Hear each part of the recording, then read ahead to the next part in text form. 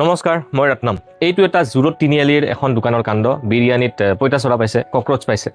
গুৱাহাটীৰ এইটো কমন আজিকালি। মষ্ট প্ৰবেবলি RJ বিষ্ট্ৰৰ কাষত এখন ৰেষ্টুৰেণ্ট আছে, তাৰে হয়। এনেকুৱা ৰেষ্টুৰেণ্টবোৰত মই নিজে খাওঁ। কেইদিনমান আগতে তাতে গৈ ৰুমালী ৰুটিয়ে চিকেন কোৰমা বিৰিয়ানী লৈ খাই আহিছোঁ।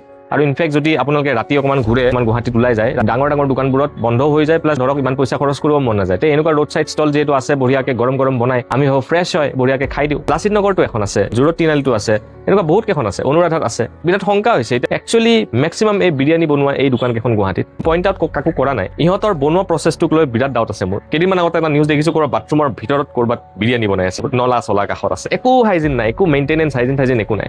আৰু এটা এপিয়াৰেঞ্চেছ আৰ ডিচেপ্টিভ। আমি এইটো ধৰা পৰিলে কাৰণে গম পালোঁ। কিছুমান বহুত স্বনামধন্য ডাঙৰ ডাঙৰ ৰেষ্টুৰেণ্টছবোৰৰো কাৰখানা একদম লেতেৰা, অৱস্থা বেয়া। মই এটা আহ্বান জনাইছোঁ ফুড ব্লগাৰ্ছখিনিক, যিহেতু আপোনালোকে ডেইলি ফুড ব্লগিং কৰে। আপোনালোকে যেনেকৈ ৰেষ্টুৰেণ্টখন দেখায়, এবাৰ সুধিব না কিটচেনটো কেনেকুৱা। কিটচেনটোকো এবাৰ যদি আপোনালোকে কেমেৰাৰ ভিতৰত এবাৰ লৈ ল'ব পাৰে, তাৰে কেইটামান ফুটেজ। কেতিয়াবা কিটচেন চিৰিজ এটাই ওলাই দিয়ক, কাৰখানা চিৰিজ এটা ওলাই দিয়ক, যাতে ৰেষ্টুৰেণ্টবোৰৰ পিছফালখন কেনেকুৱা সেইটো যাতে আমি গম পাওঁ। কাৰণ কি বনাই খুৱাই আমি ধৰিব নোৱাৰোঁ। আল্টিমেটলি পইতাচোৰা পাইছে, ক'ৰবাত বিহাৰত আজি মিড ডে মিলত সাপ পাইছে, কালি কিবা পোক পৰুৱা পাব, পৰহি কিবা এন্দুৰ পাব। এনেকুৱা ইনচিডেণ্টছবোৰে গুৱাহাটীত হৈ থাকিলে খাম কেনেকৈ আমি?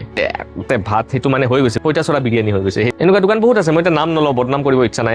মই নিজৰে ধৰক ক'ৰবাত আমি যেতিয়া খাব যাওঁ, এনেকুৱা বহুত ৰেষ্টুৰেণ্ট আছে, কাজিয়া চাজিয়া কৰি ওলাই আহিছোঁ। একো সিহঁতে জানেই অলৰেডি, হিট মাৰিছোঁ বুলি কয়, নিগনি মাৰা ঔষধ দিছোঁ বুলি কয়, তথাপিও পইতাচোৰা আহে। চ' এনেকৈ বহুত ৰেষ্টুৰেণ্ট চলিও আছে।